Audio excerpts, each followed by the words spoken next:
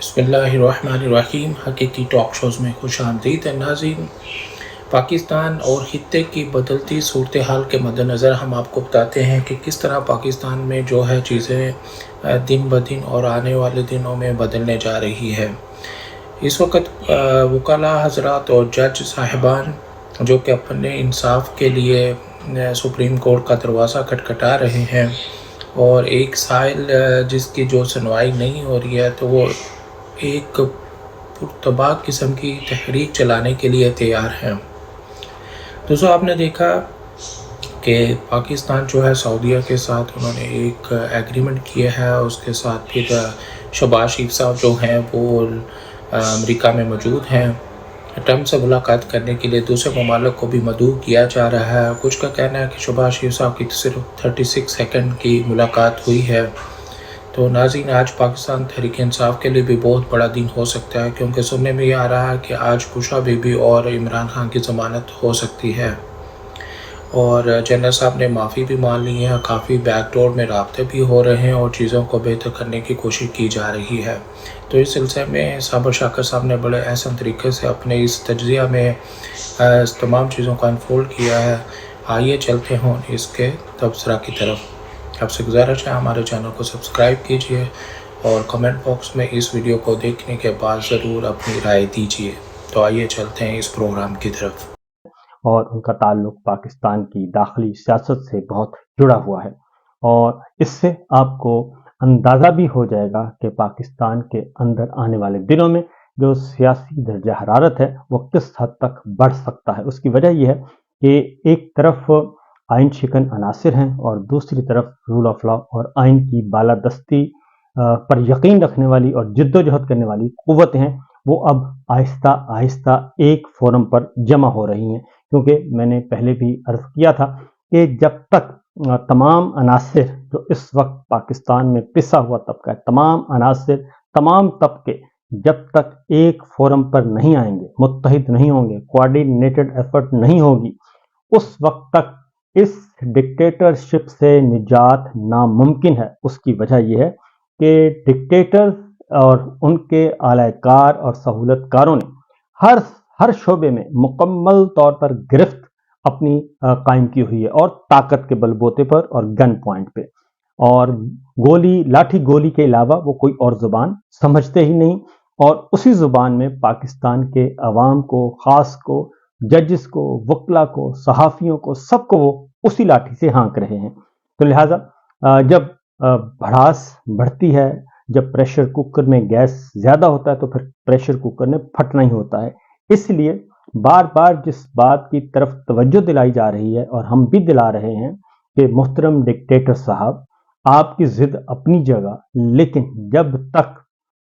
آپ اپنی ضد نہیں چھوڑیں گے اور ذاتی اقتدار، اختیار اور عہدے کی لڑائی سے نہیں نکلیں گے، تب تک پاکستان ترقی نہیں کر سکتا۔ اور اس وقت پوری دنیا میں پاکستان کی جمہوریت اور آئین شکنی اور جعلی فارم 47 کی سرکار ایک تماشا بنی ہوئی ہے پوری دنیا میں، اور کوڑی کی بھی عزت نہیں ہے، دو دھیلے کی بھی عزت کہیں بھی نہیں ہے، قرضوں کی معیشت ہے۔ اور اب ورلڈ بینک کی رپورٹ آ چکی ہے، پچھلے 3 سال کی رپورٹ ورلڈ بینک دے رہا ہے کہ پاکستان کی نہ معیشت ٹھیک ہے، نہ اس کی اقتصادی پالیسیاں ٹھیک ہیں، غربت بڑھ رہی ہے، مہنگائی بڑھ رہی ہے، بے روزگاری بڑھ رہی ہے، غیر یقینی کی صورتحال بڑھ رہی ہے، اور نوجوانوں میں مایوسی بڑھ رہی ہے۔ یہ ورلڈ بینک کی رپورٹ ہے، میری اور آپ کی یا کسی اپوزیشن جماعت کی نہیں ہے۔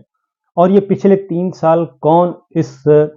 ملک پہ، پاکستان پہ رول کون کر رہا ہے، اور وہ آپ کو پتا ہے، ایک بادشاہ سلامت ہیں، اور بادشاہ سلامت کے نیچے جو ہیں وہ پہلے ان کا نام تھا امپورٹڈ سرکار، جن کو باقاعدہ طور پہ امپورٹڈ حکومت مسلط کی گئی ایک رجیم چینج آپریشن کے ذریعے۔ اس کے بعد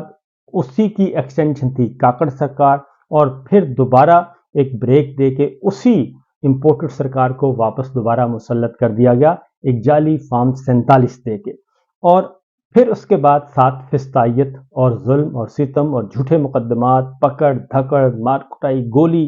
قتل عام، سب کچھ یہ کر کے تو ابھی تک اس نظام کو اس طریقے سے قابو کیا ہو۔ تو جب تک یہ ساری چیزیں اسی طرح چلتی رہیں گی تو ایکچول کیا ہے، روزانہ ہمیں بتایا جاتا ہے کہ جناب بہت دودھ اور شہد کی نہریں ہیں، ٹی وی پہ مکمل کنٹرول ہے، میڈیا پہ مکمل کنٹرول ہے، پرنٹ میڈیا پہ مکمل کنٹرول ہے، سینسرشپ بدترین قسم کی ہے، لیکن آپ عالمی اداروں کو، عالمی تنظیموں کو ان کا تو منہ بند نہیں کر سکتے۔ اور جب پاکستان کے اندر پتن نے اور ہم جیسے لوگوں نے جب یہ کہا کہ یہ چوری کا نظام نہیں چل سکتا، تو ہمیں ظلم و ستم کا نشانہ بنایا گیا تمام کو، اور اس کے بعد جب یہی بات انٹرنیشنل آبزرورز اور کامن ویلتھ کی رپورٹ کہہ رہی ہے، اب یہ مختلف اقتدار کے عالمی دروازوں پہ بھیک مانگ رہے ہیں، وہاں پہ قدم پوشی کر رہے ہیں، اور قدم بوسی کر کے ان سے منت سماجت کر رہے ہیں کہ اس رپورٹ کو شائع نہ کیا جائے جو 8 فروری 2024 کی دھاندلی والی رپورٹ ہے۔ تو یہ تو سچویشن چل رہی ہے اس وقت صورتحال۔ اب ذرا آتے ہیں کہ ظاہر ہے جب آپ بہت حد تک جب آپ بہت بدترین قسم کی فسادیت مسلط کرتے ہیں تو پھر آہستہ آہستہ تمام طبقے جو ہیں وہ جمع ہوتے ہیں، اکٹھے ہوتے ہیں۔ اب جو جوڈیشری میں سب سے زیادہ، کیونکہ ایک سیفٹی والو ہوتا ہے عدلیہ، اور عدلیہ کو انہوں نے اس طریقے سے دبا دیا ہے کہ وہاں پہ نوکر پیشہ لوگوں کو جج بنا دیا ہے، نوکری پیشہ لوگوں کو جج بنا دیا ہے، اور ان کو لکھے ہوئے فیصلے دیے جاتے ہیں اور وہ پپٹس کی طرح وہی فیصلے لفافے بند لفافے کھولتے ہیں اور وہ پڑھ کر سنا دیتے ہیں۔ ابھی پچھلے دنوں کیونکہ جسٹس جہانگیری صاحب کو انہوں نے ڈوگر صاحب نے سرفراز ڈوگر صاحب نے معطل کر دیا اور ان کو جوڈیشل وقت سے روک دیا، جبکہ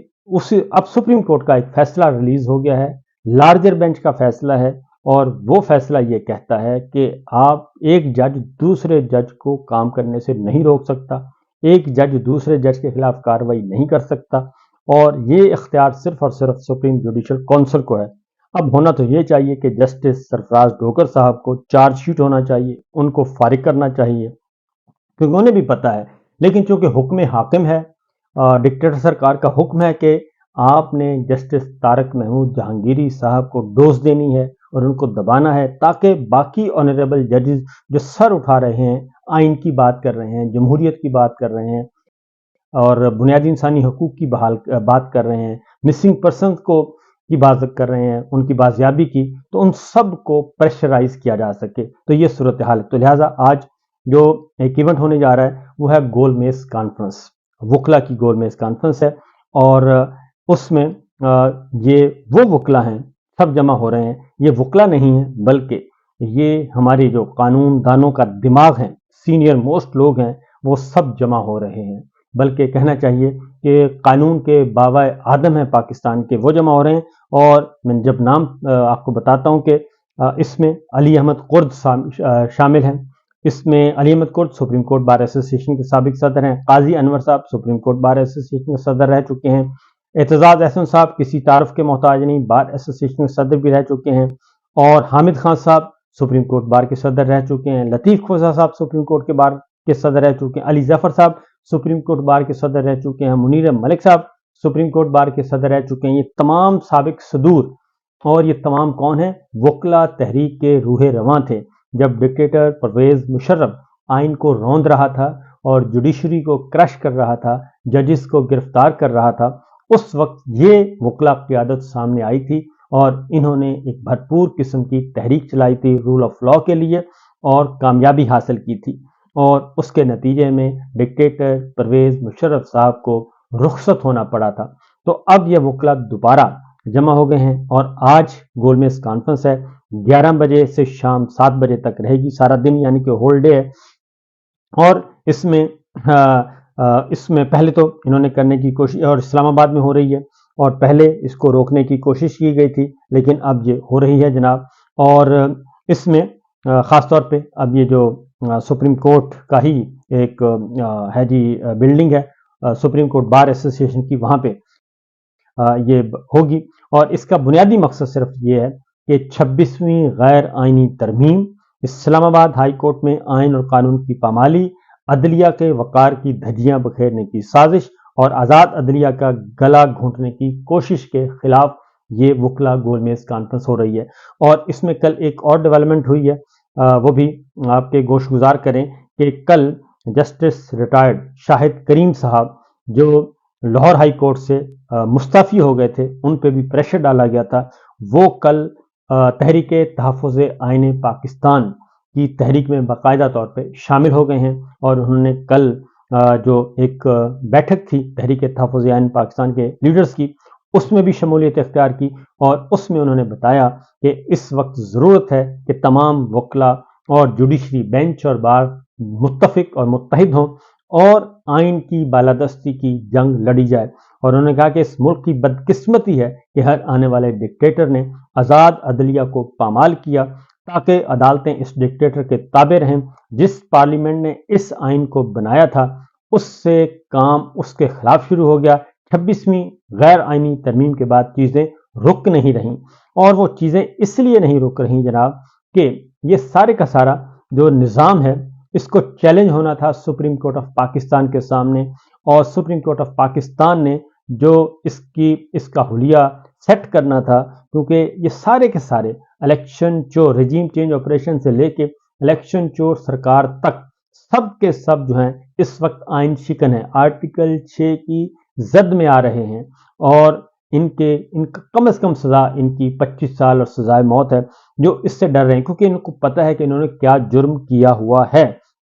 لہٰذا اب ہو یہ کہا ہے، یہ کس قسم کے ججز ہیں؟ کل مصطفیٰ نواز کھوکھر صاحب نے اس بات کی تصدیق کی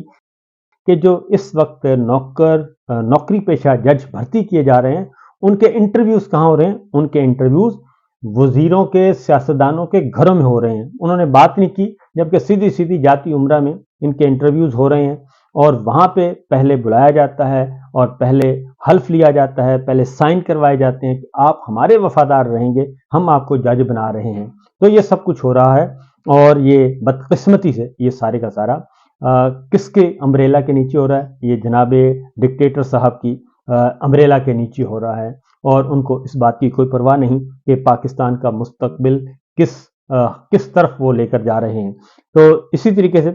جو میں نے آپ کہا کہ جسٹس جمال خان مندوخیل صاحب نے وہ فیصلہ تحریر کیا ہے، انہوں نے کہا کہ سپریم کورٹ یا ہائی کورٹ کے جج اپنے ہی ساتھی ججز کے خلاف فیصلہ نہیں کر سکتے، اور نہ ہی اپنی ہی عدالت کے دوسرے جج کے سامنے جواب دہ ہیں۔ یہ تحفظ اس لیے دیا گیا ہے کہ کوئی جج اپنے ساتھی جج پر کنٹرول یا غلبہ حاصل نہ کر سکے، جبکہ اس وقت اسلام آباد ہائی کورٹ میں بھی یہی کچھ ہو رہا ہے، اور سپریم کورٹ میں بھی یہی ہو رہا ہے کہ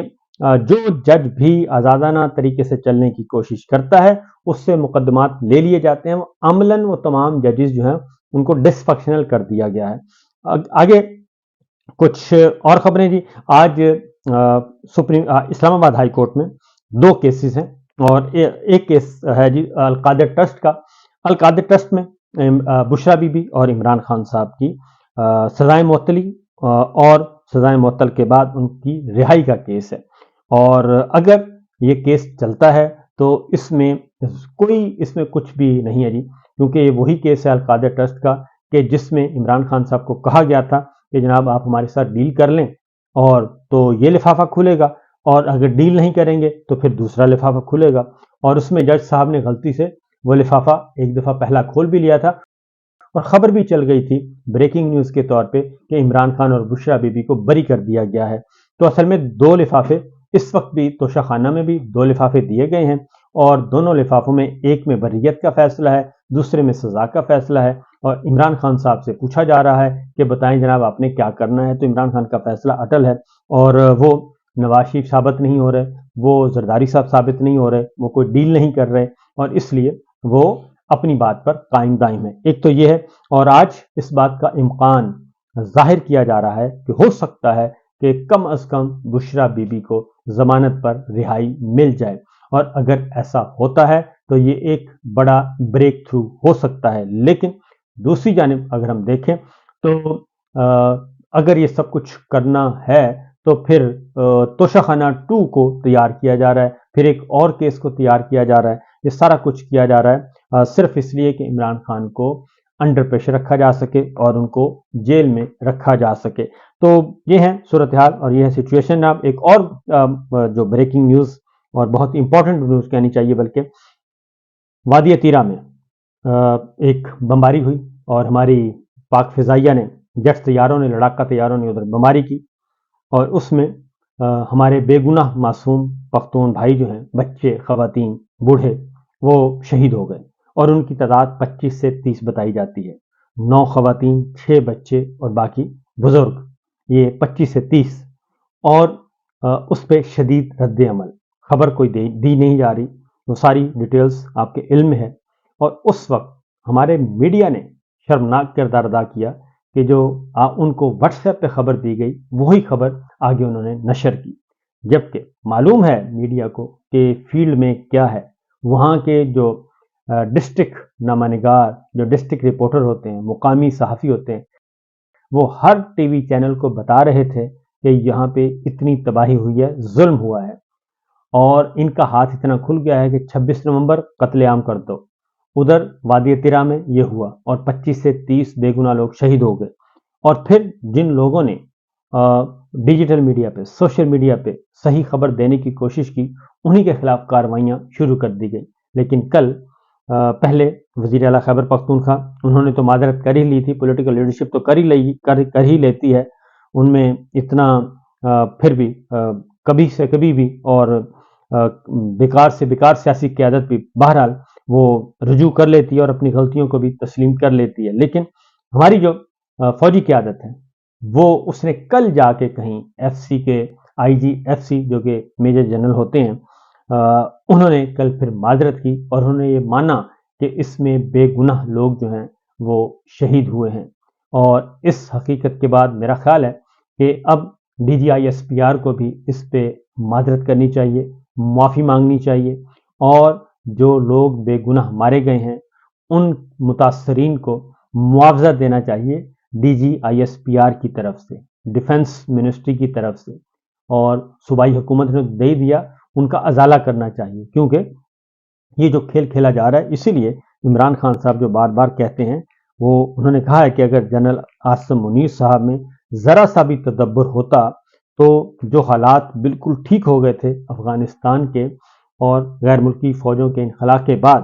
اس کے بعد امن قائم ہو گیا تھا، تو وہ سلسلہ جو شروع ہوا تھا، ہم نے بات چیت کا شروع کیا تھا اور ایک اچھی انڈرسٹینڈنگ ڈیولپ ہو گئی تھی، اگر عاصم منیر صاحب میں ذرا سا بھی تدبر ہوتا، فہم فراست ہوتی، تو وہ ضرور اسی بات کو لے کے آگے بڑھتے، افغانستان جاتے اور افغانستان کی لیڈرشپ سے بات کرتے۔ لیکن اصل مسئلہ یہ ہے کہ افغانستان سے بات کرنے پہ، کابل کے ساتھ بات کرنے پہ اور امن و سکون پہ ملے گا کیا؟ کیونکہ ہمیں تو ہمارے منہ کو ڈالرز لگے ہوئے ہیں، اور یہ 1980 سے یہ سلسلہ چل رہا ہے، اور ہم خوش ہوتے ہیں کہ سیکورٹی اسٹیٹ ہیں ہم، جبکہ ہونا یہ چاہیے کہ جیو اکنامک کی طرف بڑھنا چاہیے، اس طرف جانا چاہیے، ایک معاشی طاقت بننا چاہیے، اور یہ کام ہم نہیں کر رہے۔ ہم ہر اس پنگے میں جانے کی کوشش کرتے ہیں کہ جس سے لڑائی بڑھے اور ہماری ضرورت ہو سیکورٹی پوائنٹ آف ویو سے۔ تو میرا خیال ہے کہ جو شخص اندر بیٹھا ہے جیل میں، ان کا دماغ صحیح کام کر رہا ہے، اور جو آزاد باہر پھر رہے ہیں، وہ اگر غیر ملکی